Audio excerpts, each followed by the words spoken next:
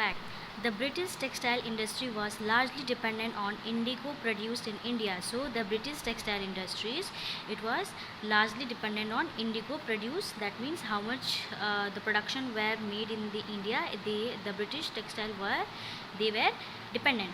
By the 13th century, Indian indigo was being used by cloth manufacturers in Italy, France, and Britain to dye cloth.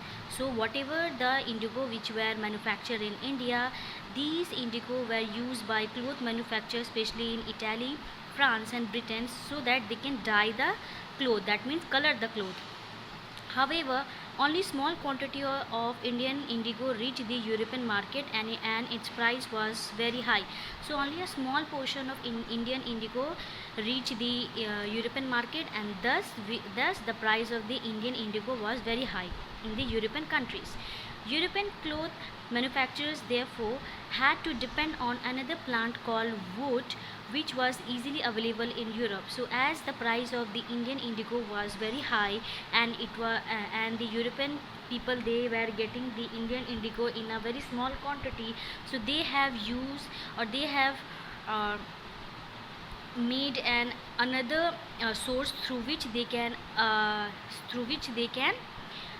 get the indigo. So that was from the another plant called wood, and from here it was the indigo was easily available in the European market. However, European clothes manufacturer preferred Indian indigo rather than European wood, as indigo produce a rich blue color, whereas wood produce a pale and dull blue color. So though they have got an alternative industry, or alternative you can say, yes, industry where they can get the indigo, but especially in the European market, the European manufacturer, they preferred Indian indigo, because the Indian indigo was of good quality, and by using that indigo, the color come as a rich blue color, whereas the indigo which was produced by the wood, it produces a pale or dull blue color. That's why the demand of Indian indigo was more in the European market. Bengal was one of the surviving region unhindered by the sharp drop in global indigo production and trade.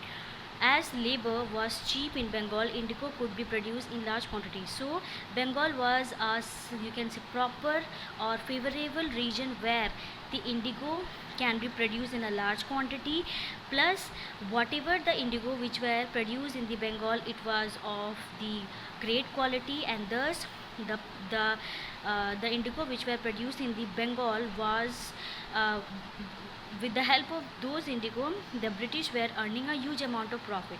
Second reason was that the labor, especially in the Bengal, was at they were easily available and at a cheaper rate. That's why especially in Bengal, indigo was produced in a large quantities. The English East India Company began to look for ways to expand the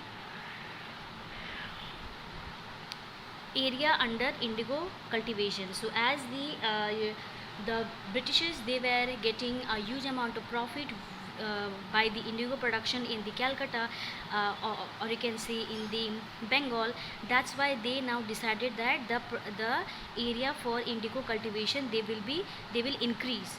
The prospect of huge profit lead many officials of the company to invest in indigo cultivation. So as the Britishers, they were getting huge amount of profit with the help of indigo cultivation, that's why many important officers, they started investing in the indigo cultivation, and with the help of this, they were getting a huge number of profit.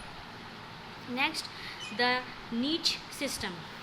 In the beginning, the planters adopted the niche system of cultivation, where the planters produce indigo on land that they directly control, but soon they faced a number of problems. So what is a niche system? A niche system is a system in which the planters, especially the farmers, they they produce the indigo on a land where they can directly control that particular land. But later on, this system, because of this system, they faced a lot of problems. Large area of fertile land for indigo cultivation were not available because the lands were already densely populated.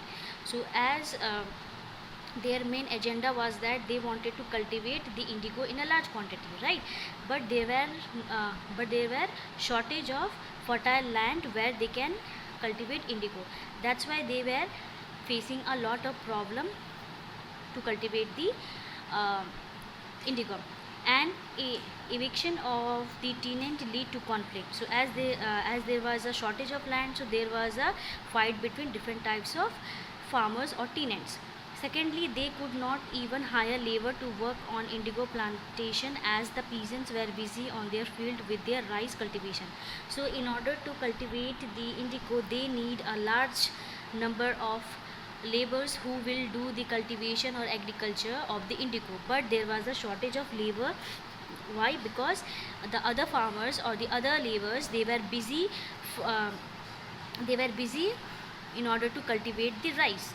Thirdly, for the same reason, it was difficult to arrange for plough and bullock as the peasants required these to work on their own field.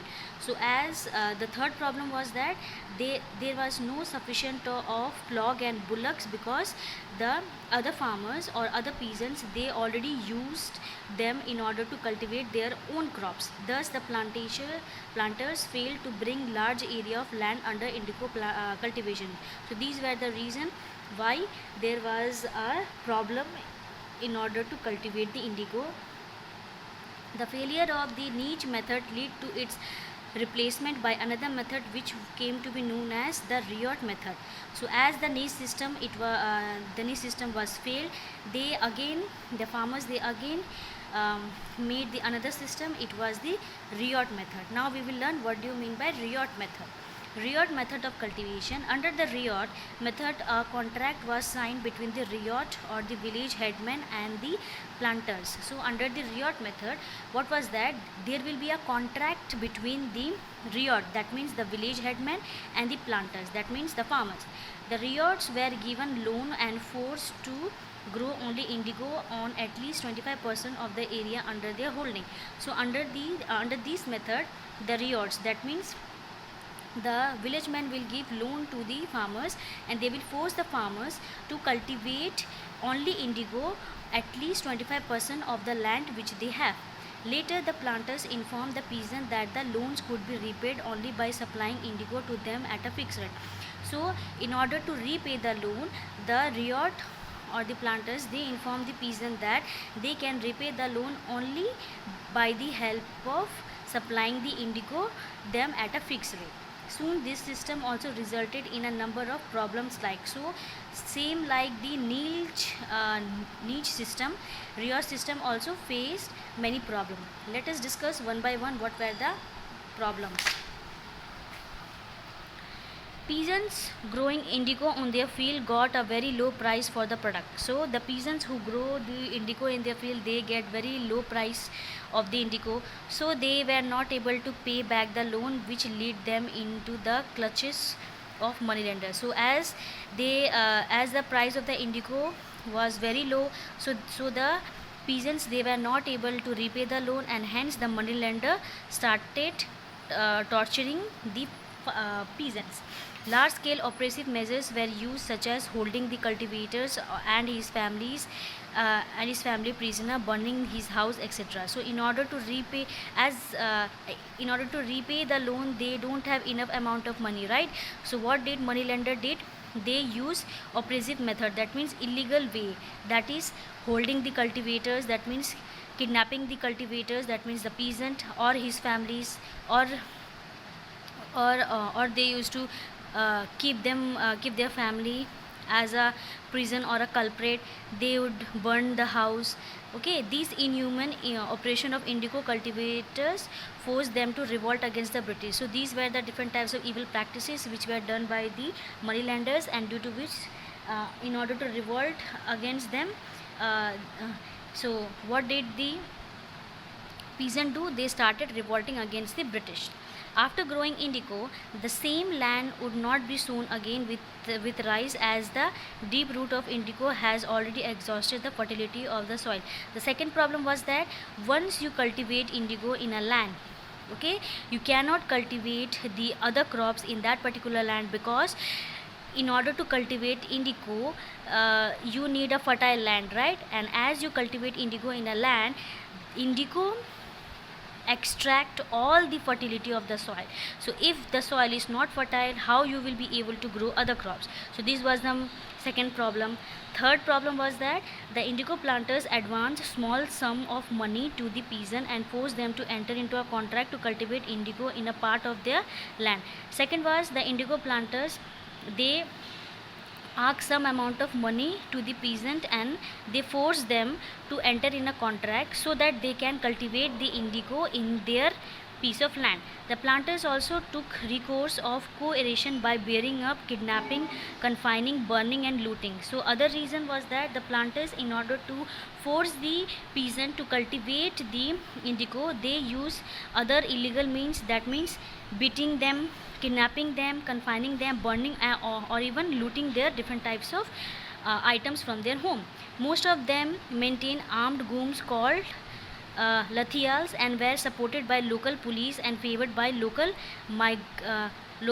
magistrates. So the indigo planters, they were supported, they used the support of the local goons, that means local don or local